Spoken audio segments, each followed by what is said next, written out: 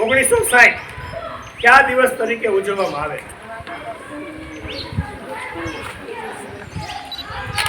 10.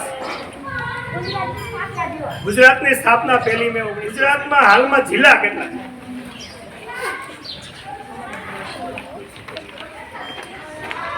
આ બાજુ આપણે દિવ્યાંશી 33 જિલ્લામાંથી અલગ થયું અને એ રાજ્યનું ઉદ્ઘાટન કોને કર્યું ભાઈ? સરસ બાબત અમરેલી જિલ્લા માટે. ગુજરાતના પ્રથમ મુખ્યમંત્રી કોણ હતા? ગુજરાતના પ્રથમ મુખ્યમંત્રી કોણ હતા? અમરેલી જિલ્લાના હતા. આપણા એના થકી જિલ્લો બન્યો